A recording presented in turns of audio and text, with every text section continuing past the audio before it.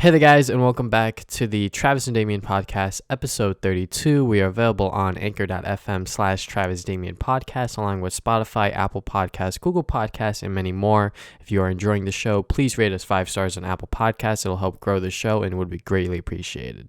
If you would like to support the show financially, you could go to anchor.fm/Travis Damian Podcast and press the support button to contribute for as low as 99 cents a month to help improve the show financially. You will be given a shout out at the beginning of the following episode and will be greatly appreciated as well. If you can't contribute, no worries, the podcast will go on as per usual. So for today, we're going to talk about the general news, then our recent activities, and then E3 getting canceled, and a bunch of other things. So first is Ghost of Tsushima was officially announced, or the story trailer was shown off, and we were given a official release date, which is June 26, 2020. Yeah, so I'm finally happy the game is coming out because I've been looking forward to it. The story trailers really don't do much for me anymore because just like, okay, like I get it. I'm going to be playing the game anyway. But, I watch it and it's like, yeah, it's about what you expect. Like, it seems like a samurai story. This guy really hates the Mongolians and now he wants to kill all of them and stuff like that in honor and samurai stuff. The typical stuff you would probably expect. But yeah, I'm just kind of looking forward to really the gameplay and stuff because I feel like we haven't really seen too much of it. Like we had one, that one E3, I think. I don't remember which E3. Well, it had to be 2018 because it wasn't 2019. When it shows some gameplay and stuff like that. But I really want to see raw gameplay. So I'm kind of excited to when it finally comes out to see reviews and see how it really is. But I have faith in Sucker Punch that they can make a great game. They did it with Sly and Infamous, so no reason to really doubt them. Yeah, I'm obviously really excited for it just because it's from Sucker Punch, and I have a lot of faith in them in terms of making really good games, and this seems like something that they've been really passionate about and something that they've done a lot of research on and things like that. So it's going to be very, very cool to actually finally try out and play. And like you said, most of the gameplay, quote unquote, that we've been shown doesn't really feel like gameplay sort of thing.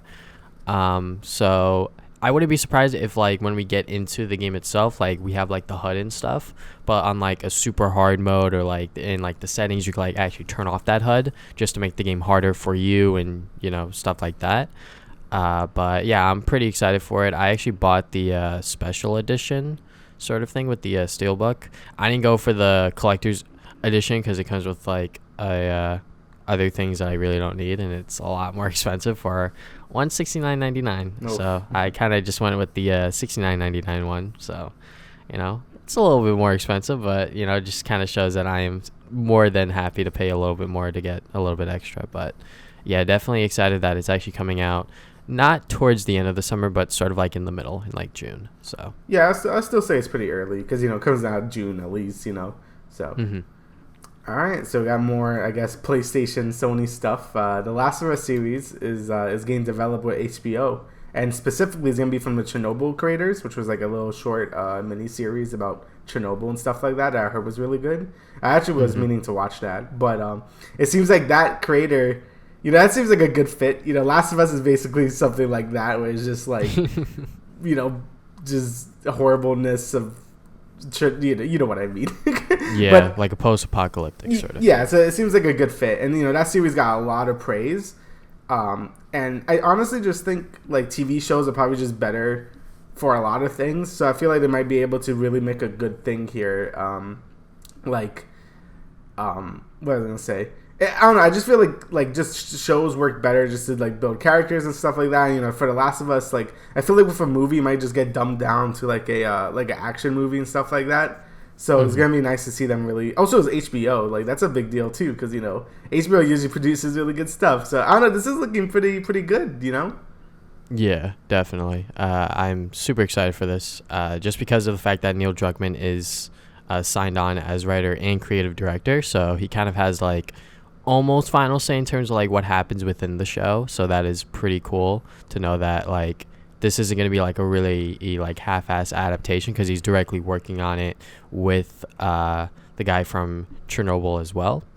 And I do agree with you. Like you said, TV shows just help build more character and build more of a compelling story compared to a movie, because even if they made a 3-hour Last of Us movie. It would not do whatever sort of like limited series that they're going to do for this justice sort of thing.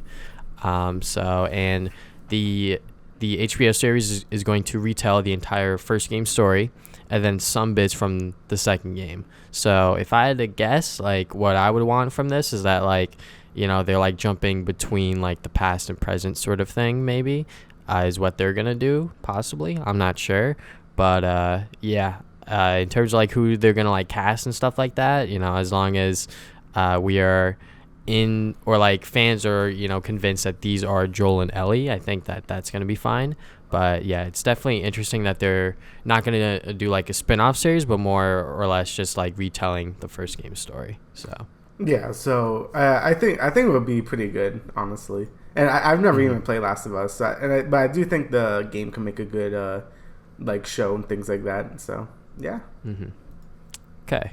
So next we got Project A, and now known as Valorant, revealed with some gameplay as well and things like that. So it looks just like how like it was pretty much just described as like sort of like it looks like CS, but it's also like Overwatch sort of thing.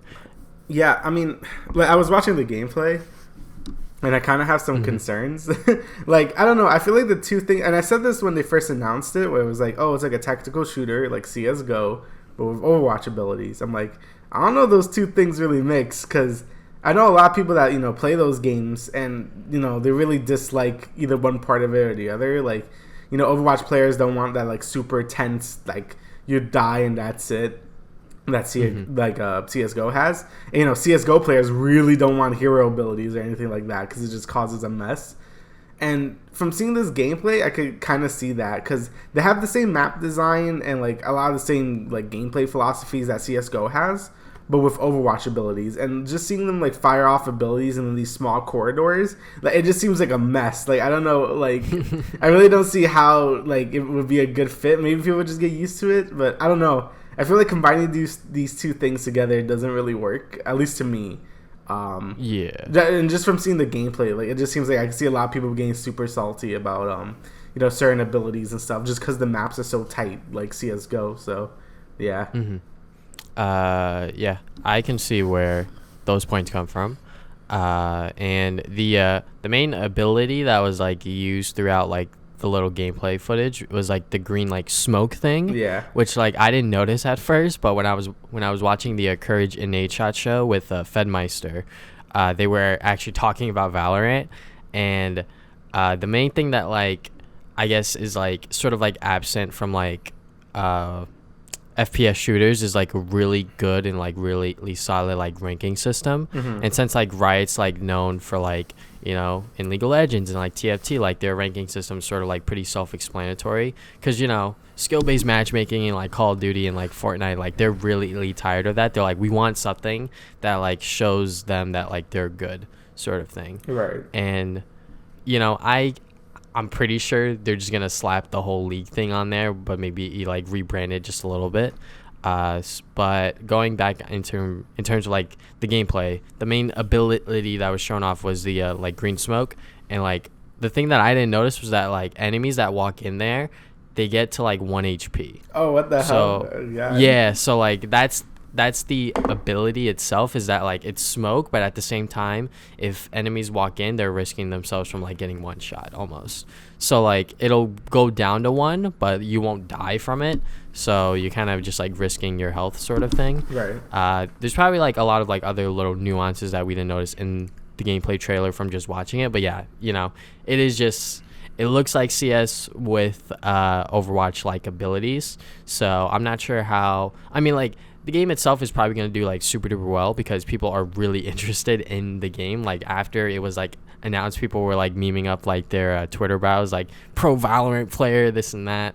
So people are very excited for this game. And when, you know, beta does come out, because Riot did reach out on Twitter and was like, hey, any content creators that want to participate in the beta, hit us up, this and that. So pretty sure when this game does hit beta, there's going to be a lot of people watching it because there are many content creators that are interested in it, and at the same time the game is very interesting to those that just want to play it. So yeah, I mean, like these tactical shooters usually do well anyway. Like there's not too many of them. It's like CS:GO and like Rainbow Six Siege that I could think of.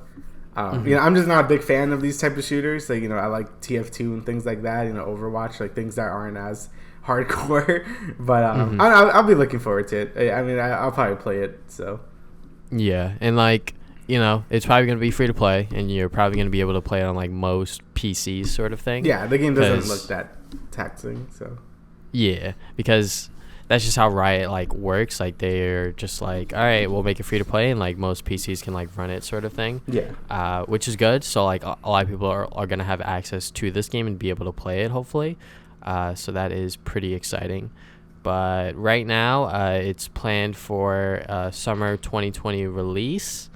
But that could obviously change, and we don't have a beta date yet. But once it does, hit, you'll probably just check Twitch, and it'll probably be like number 1 or number 2 game on Twitch. So, but yeah, I'm pretty excited to go and see where this game goes, honestly. Yep. All right, so now we got the Black Widow. This is the last trailer. Basically, it just shows a lot of things we already know. Like, it showed more Taskmaster and freaking what's his face from Stranger Things. What's his name? I forget his name in Hopper, the movie, but yeah, him. He's he's Black Widow's dad, sort of thing. Yeah. So. But yeah, basically it looks good. I mean, from all the trailers we've ever seen, that this one's just kind of putting it all together and stuff like that, where she has to, I guess, fight like other hers, not other hers, you know what I mean, like other, like, I guess, like soldier type things, I guess. Yeah, people that were like in her trained like her, sort of thing. Yeah. So it looks like that's what they're going with. Taskmaster looks pretty cool. I can't wait to see the fights with him. He seems to appear a lot in the movie. There seems to be a lot of like chase scenes and fight scenes with him. So I like it when villains usually show up a lot because it's cool. You got a lot more fights and things like that.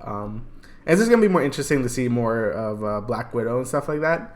Again, spoiler alert, but she isn't exactly around anymore. So it's kind of weird. Like, I mean, I'm imagining at the end of this movie, they're going to be like, oh, she's going to come back or something, maybe. Because it's just weird that you're just giving her a whole movie and so much character development, and she's already, like, not around anymore. So it feels a little weird.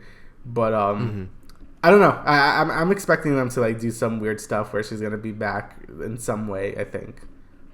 Yeah, it's definitely, interesting because like this is like a prequel-ish movie, and I'm not sure like how well the movie's gonna do with like everything going on right now. Oh yeah, you're right. But I would not be surprised if this movie does get delayed from its May 1st release date. So far it's gonna stay like that because I guess Disney doesn't think that it's going to escalate up until then, sort of thing. Hopefully by then it does die down. But the trailer itself, I think that this is the best trailer we got because it honestly like tells us a lot more in terms of like where the movie's going in terms of like its direction. And I honestly really did like this trailer, and I believe the actor that played Hopper in Stranger Things, I believe his name is Red Guardian or something like that. Okay. But yeah, it looks like another Marvel action movie sort of thing, so but just with Black Widow, and it's taking place after Civil War but before Infinity War. So yeah, you can expect Black Widow to not die in this movie. So but yeah, I'm definitely looking forward to it, actually. Yeah, so. Me too. I really like it when they go like the weird like military type movie, like Captain America, all the Captain Americas, basically. I love those movies. So yeah, I guess we'll have to see. Yeah. Okay. So this one was very, very interesting. So GameStop appoints Reggie as one of their board of directors. So if you don't know, GameStop's fucking dying. GameStop is not in a very, very good place right now. Yeah, they've been dying for a while. So. Yeah. And I can definitely see why, because I actually went into my local GameStop after a doctor's appointment because it was just nearby, and I was like, all right, screw it, I'll just walk in there, see how it is. And like half the store is like geeky pop culture things with like figures and t-shirts now, and like they only have like a section for like Switch, Xbox One, and PS4 games with very little like last gen stuff, because most of the store is like other things. figures, t-shirts. I honestly feel like they should go back, because I feel like that was the only reason I went to GameStop. I know there's other stores that do this, but GameStop is like the biggest one. I feel they really should like use that like last gen older stuff, because I feel like that's a niche they could probably still do pretty well. Like the last time I went to a GameStop was when I got my Switch. like I haven't went to a GameStop in like 3 years. But when I used to go, I barely bought new games. I mostly bought like, oh, here's like a GameCube game or something. You know what I mean? Like I feel like that was the main appeal to GameStop for me. I know they probably don't make as much money from that, but I don't know. I felt like that was like the thing I went to GameStop for the most. Yeah. So by them having like Reggie come on board is definitely very interesting, and he's probably gonna have like a lot of like insight on the industry and where like GameStop should go. So hopefully he'll be able to turn it around.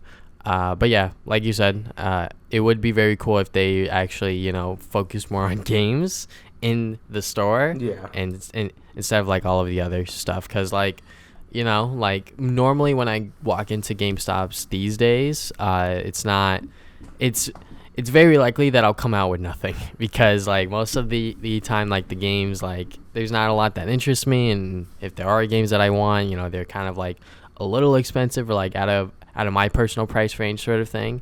So I wonder how Reggie's going to actually like influence GameStop in like a really like positive way at this point, because like the company's not really in a good spot, like I said earlier.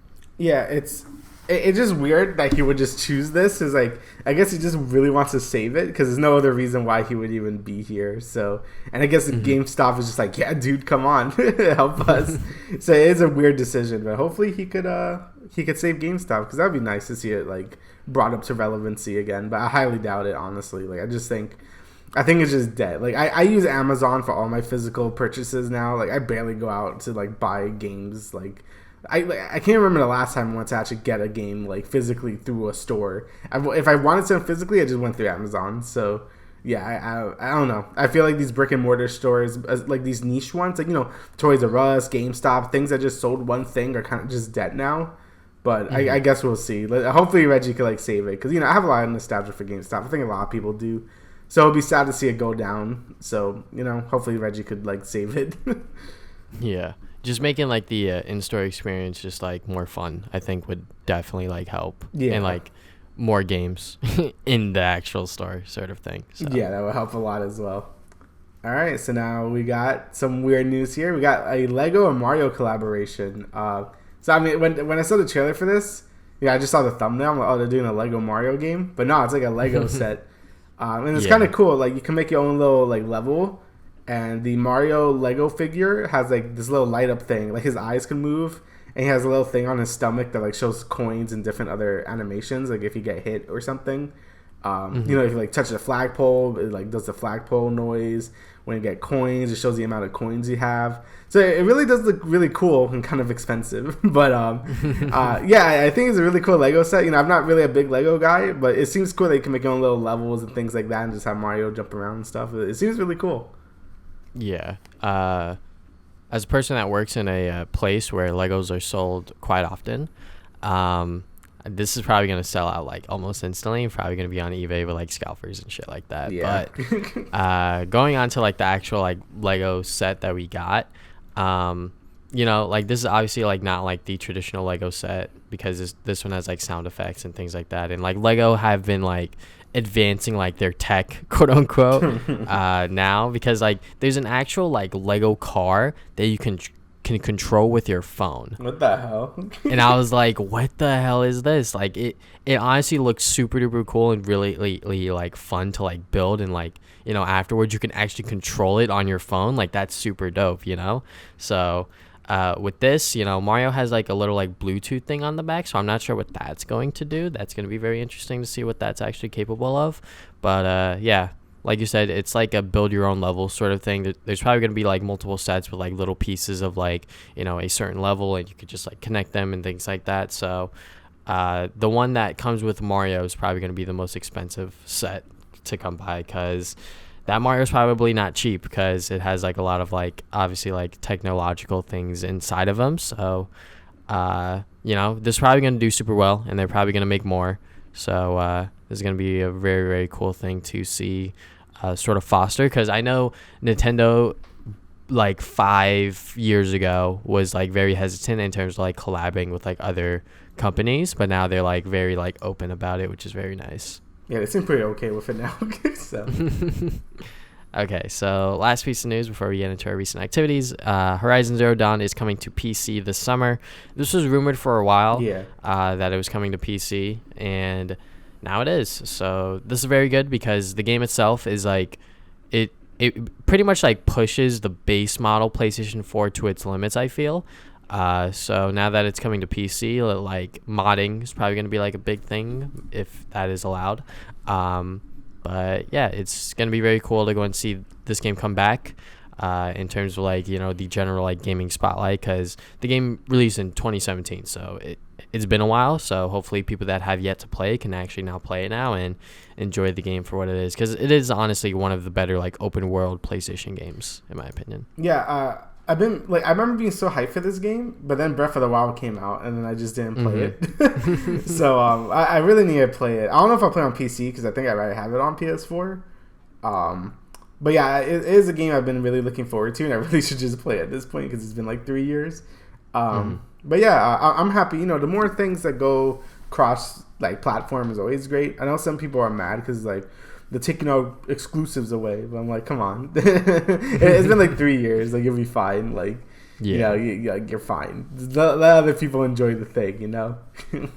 Also, on like PlayStation, especially, like you have so many like exclusives in general. Like, it's kind of just like, we could like lend one over, you know? If it was like one of like the flagship like PlayStation IPs, like God of War or like Uncharted or something like that would definitely be super weird. Yeah. To just like go on to like PC and stuff like that, but this is like a newer IP, so you know, I guess PlayStation were kind of like, all right, you know, we'll let you go to PC sort of thing. So you know, this is definitely gonna be very cool and see how well the game actually does on PC in terms of sales. That's the thing I'm most interested in. Yeah, I think it'll do pretty well. Okay, so let's get into our recent activities. I'll go first because I'm going to be pretty quick with mine. Go ahead. So this is what I can remember what I did in the past 2 weeks. So more League of Legends, obviously. Unfortunately, been on a super lost streak, but, you know, just now focusing on my gameplay. I was super frustrated, but, you know, it happens. You know, I haven't had like a super long lost streak like that in a very long time, but hopefully I'm on the upswing now. Then I played the Call of Duty Warzone, which is like the Modern Warfare sort of like Battle Royale mode, but now it's like available for everyone on the Blizzard app for free. So I played that. I suck at it, but you know, it's still fun. You don't have to do as much like micromanaging from my understanding, and that's why my brother likes it a lot more, is that like he can focus on like shooting people and like having fun instead of like trying to like micromanage everything, you know, like armor and this and that. Yeah, you know, I get trying that. to like pick up, you know, things like that. So it's more, I guess, casual, but because of it, it makes it more fun and a lot easier to like get into, which is why I like it, because I'm just like, ooh, I'm running over dead bodies and I'm picking up everything that I need, sort of thing, you know. And then I watched Onward. I'm a very risky boy going out there in the fucking coronavirus, going out to see a movie, but I was legit the only one in the fucking theater. That's hilarious. So, yeah, that was honestly like, and it was kind of scary because like when I walked into the theater, there was like nothing playing, like the trailers weren't playing or anything like that. So I walked in there, it was fucking like pitch black, and I like grabbed my phone, turned on the light, there was no one in there. So then I was like, oh shit. So then I had to walk out and be like, yo, there's nothing playing in theater, whatever. And he was like, oh, okay, sorry about that. I was like, yeah, it's all right. Yeah. I think that's happened before, like when I went to go see Frozen 2, obviously there were other people there, so they went to go and complain for me. Yeah. But since I was the only one there, I was like, hey, trying to watch Onward here. But going on to the actual movie, Tom Holland and Chris Pratt play the main like characters or whatever.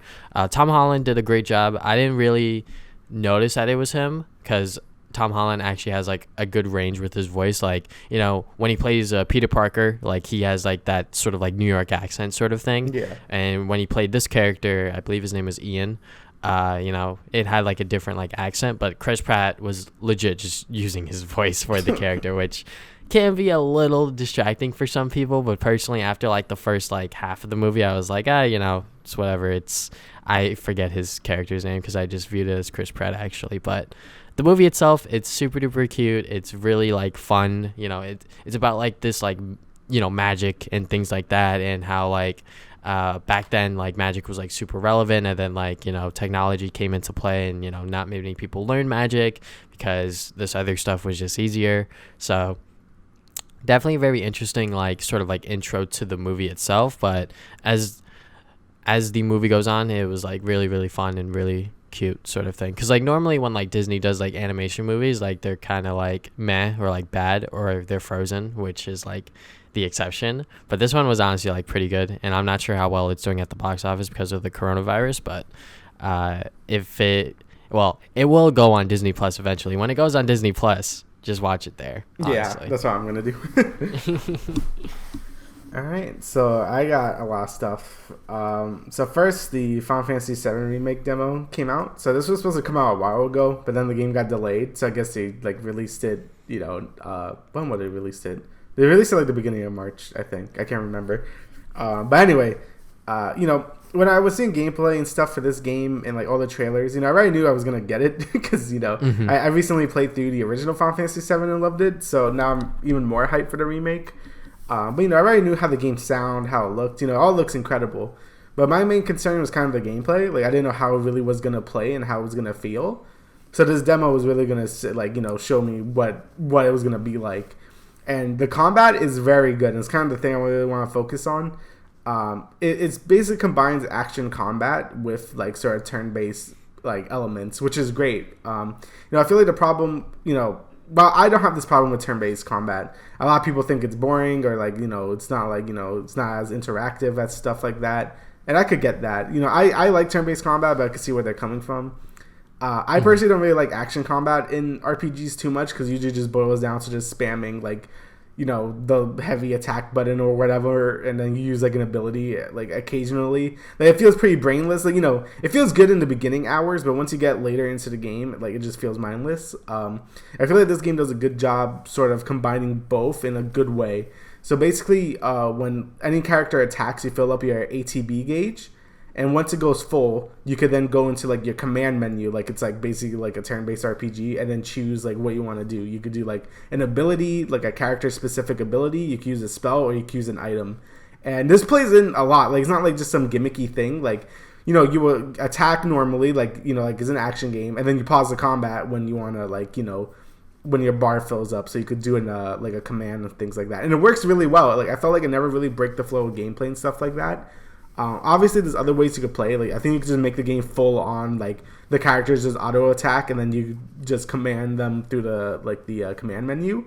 But I think that's kind of like you shouldn't do that because the game itself feels great to play action wise. Like all the attacks feel super meaty. Like Cloud's Buster Sword feels so good to swing at dudes. It's great. And the tactical decisions are really good. Like because the game is difficult. Like the demo.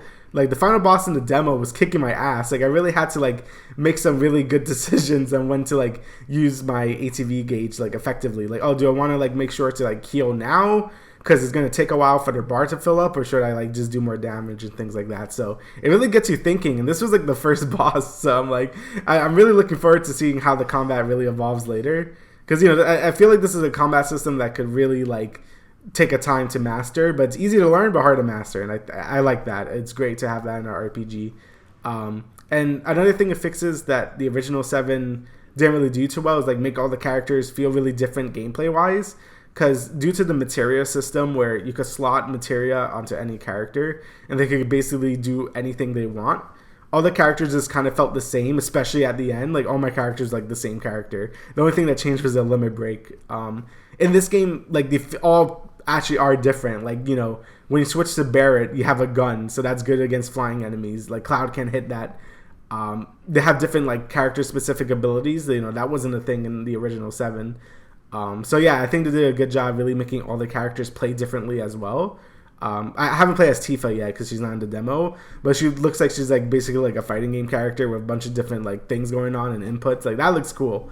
So I'm really happy that they're really like defining each character to like how they should feel, and like they all don't feel the same like they did in the the original 7. So yeah, I'm really looking forward to it. It's still kind of dumb that the game is split up into like multiple parts, but whatever. I'm looking forward to the game. The game feels fun. I think they're doing a good job with all the characters. The music is fantastic. So yeah, let's hope it's good. I hope it's good because I had a great time with the demo. All right, so next we got this is all just old games just remade. So now we got Pokemon Mystery Dungeon Rescue Team DX. So this is a remake of the original Red Rescue and Blue Rescue Team, which was the first Mystery Dungeon games. And when I first saw this during that Pokemon Direct, I was so happy. I have a really strong nostalgic attachment to the Mystery Dungeon games just because I remember them coming out. Like, I remember they released that special little, like, OVA type thing. I remember playing the demo in Best Buy and then finally getting it. Like, I remember all the hype up to this game coming out and just loving it. Like, I love Mystery Dungeon. I just love it. So when they finally decided to remake it, I was excited because, it shows that, hey, we're actually going to hopefully we're going to do more Pokemon spin-offs again because those have kind of been dead for a while. Like, I feel like Nintendo or Game Freak is just like, they want to focus on mobile stuff, which is stupid because, it's like, Pokemon Go is fine, but then they started making a bunch of other mobile things like Pokemon Rumble. They made a mobile game, Pokemon Masters. I'm just like, can we just go back to making like good spin-offs? I think Pokemon really is good for making like a bunch of different spin-offs. So seeing Mystery Dungeon get revived is pretty nice. But anyway, let me just talk about the game besides giving the whole thing. It's Mystery Dungeon. There's a remake of Mystery Dungeon with a really nice art style. It has that nice little storybook looking thing. The animations are still kind of jank, but whatever. I think the game itself visually looks really good because it just has a really nice art style. And the gameplay is basically Mystery Dungeon. And that could either be a really good thing or a really bad thing depending on who you are. Because I think people finally get it because the Mystery Dungeon games have always gotten really bad reviews because people just don't like the genre. But I think now with this game, people are finally saying the game is good. It just isn't for me, and I think that's fair because the game is a lot slower. You walk around, you kill things, you pick up loot, and that's it. Like, that's basically the whole gameplay loop. And you're either gonna like that gameplay loop and find it addicting like I do, or you're just gonna find it boring and repetitive. So I think that's basically what the game boils down with a lot of people. But I don't know. It basically is just a remake of the first game, and if that sounds great to you, then get it. If it doesn't, then don't. It's a very niche series. If you want to play the demo, because there's a demo available, try that. If you don't like the, like whatever you played in the demo, you're not gonna like the game because it's just that for like dozens of hours. So if you don't like the basic gameplay, then don't get it. That's basically my opinion there. But yeah, besides that, it's great. I love it. And then the last thing I played was Ori and the Will of the Wisp. So this is a sequel to Ori and the Blind Forest. I loved Ori. I thought it was a fantastic Metroidvania. The only thing that I really didn't like about it was the combat, since you kind of just press X like a bunch of times and like your little spirit dude just auto attack things for you. It wasn't really that fun. And Will of the Wisp, they really were trying to fix that. Because all the trailers were showing like big bosses and like different weapons you could use, and yeah, I think they did a great job with the combat in this game. Actually, if it's actually like combat. I wouldn't say it's the most in-depth combat, but it does feel really weighty and good. Like, I got like this hammer that Ori could use, and it feels great to just like knock enemies up and stuff like that. It's great. And the bosses and stuff like that too are also really fun. They do a good job sort of combining sort of like the quote-unquote boss encounters from the first game where you're kind of just running away from a thing and it's like a hard like little platforming challenge. They combine that with boss fights, and I think they're doing a really good job so far from what I've played. And basically the game's just a bigger and better Ori. Like, if you played Ori 1, it's basically Ori 1 with better combat from what I'm playing. And a lot longer. I'm already 10 hours in, and the game is still going. It took me like 9 hours to beat the first game. So yeah, the game definitely has a lot more content to sink into, and I love it. All the positives that I could say about Ori 1, like the platforming and just all the upgrades you could get, all applies to this game too, because Ori 2 is just like a better Ori 1, and I'm very much enjoying it. So yeah. Okay, so now we're going to talk about E3 getting canceled. So yeah. So if you aren't following the news and you've been living under a rock, unfortunately there's a coronavirus going around, and this shit is actually serious. Yeah. So like my perspective on it when it was like going on for like the past week or so, I was like, it doesn't seem that bad. But when you like watch like any like news network, like I can see why people are like freaking out, because like that's all they cover on the news. Because like I was at the doctor's office, and obviously they were just playing the news or whatever, and like that's all they literally talk about is like anything related to the coronavirus, like happening in the US, this and that. And I'm just like, holy shit, like this is actually like crazy, stuff. And like I think people finally realized like that it was like getting really serious when like the NBA season got suspended, and like other things like that. I think Tom Hanks got it.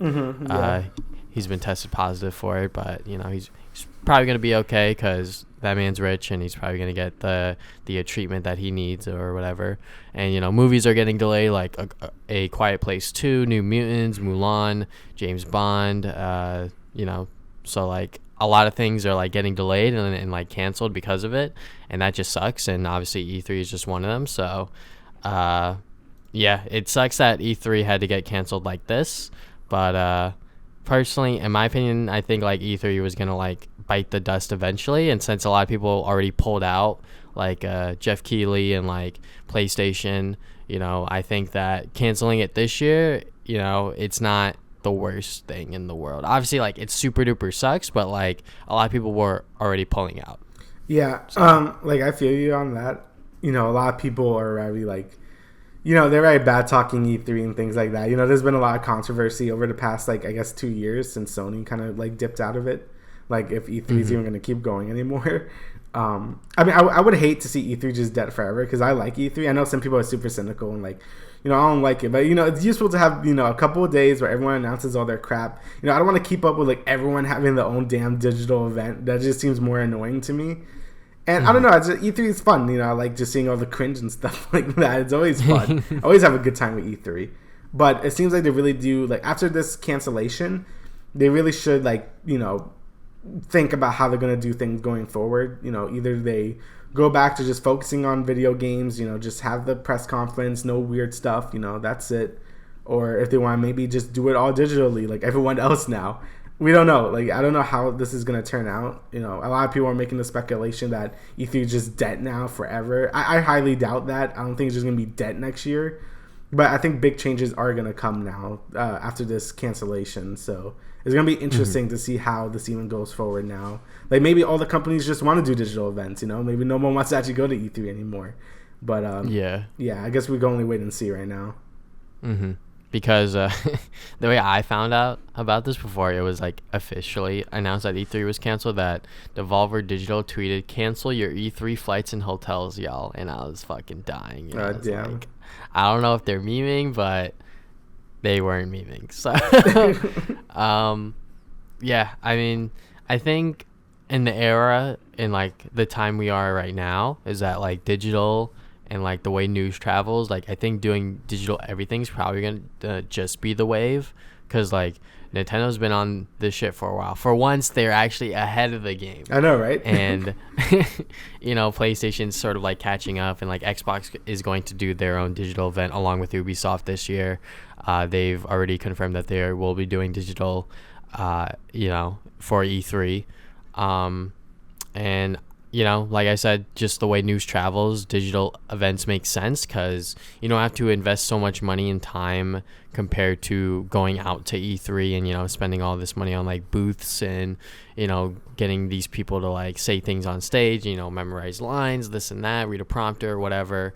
It is definitely a lot cheaper to just do it from your headquarters, just record, pre-record certain things, show off the games, and have people online view it on like Twitch or YouTube, this and that. So I just think that the way we're moving, if E3 becomes all digital, I'm not going to be against it, but it's definitely going to be a very interesting change, because I think people like going to E3 because, they get to try the games out early and first sort of thing. So I hope the E3 event still is a thing, like maybe like a shorter event, but like the announcements happen like leading up to it sort of thing. Yeah, I don't know, I just like all the hype, honestly. Like maybe everyone could do their own digital event and it could all be on those days, but I highly doubt it, because you want all the spotlight to be on them when they do it. It's just a pain to juggle all these things. I think Nintendo's still the only one that does directs really well. The state of plays have been all garbage. Like they all have not been great. So I still have no faith in like Sony to do a good one. You know, Ubisoft, like, why am I going to watch a Ubisoft? Like, I don't know, when I watch a press conference for Ubisoft, I'm like, I'm already there, so I might as well. I feel like I'm not going to go out of my way to watch a digital event. Like, Microsoft, yeah, because, you know, they're one of the big three, but I feel like everyone else is like, I probably couldn't really care less, like, unless they were at E3, so I don't know. It depends. I think some people could do this, you know, have their own little event, and others can't. Like, I feel like others need E3 to really, like, for people to, like, care, but I don't know. It's hard to really say because, you know, this is all new. So, yeah. Yeah. This definitely sucks because this year in terms of, like, gaming is, like, definitely the biggest because we're going into the next generation for the big two. Obviously, Switch is still going to be around, but for the PS5 and the next Xbox, you know, like, the fact that we don't have E3 this year is definitely sucks, but, you know, it's just outside sources that we can't control, and we're trying to, you know, eliminate this virus. So, you know, not having as many big crowds and like big events will obviously help, and this is so long into the future. You know, it's E3 is supposed to happen in June, and the fact that they already canceled it in March, you know, pretty much says to them that, like, all right, we're just like playing it safe. Like, even if like the coronavirus like dies down, like they just want to make sure that this shit is like eliminated, which is like huge. Obviously, like, respects and props to them, but, you know, like that, like, this is just the good like PR move because like NBA suspended their entire season, so like anything can happen at this point, and like companies are obviously like willing to just like take a loss and be like, all right, fuck it, whatever, because, you know, like, this shit's serious and people are obviously not going to go to these events, so you might as well just like ditch it all entirely. Yeah, and, you know, the virus might only get worse because that's how viruses work. You know, I don't see it getting better unless a vaccine's made soon, but that might take a while. So, yeah, it's smart that they're canceling. You know, some people might say, like, oh, that's like 3 months in the future. Like, you know, this stuff might die down by then. But I highly doubt it. You know, this is like a contagious disease, you know. Like, it's not like a hurricane or something where it passes and you're good. You know, like, it's just going to get worse with time, not better. Unless, you know, we make a vaccine or something. So, yeah. Yeah, people are definitely super duper scared because, you know, it's like no paper towels or toilet paper.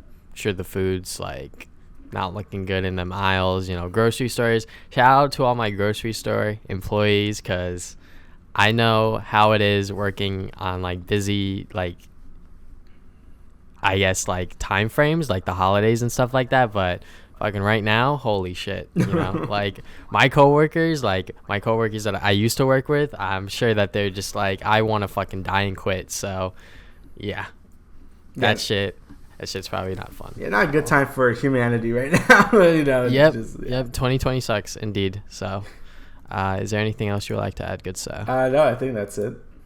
Okay, so thank you guys for listening to the Travis and Damian Podcast, episode 32. We will see you guys 2 weeks from now with another episode. See ya.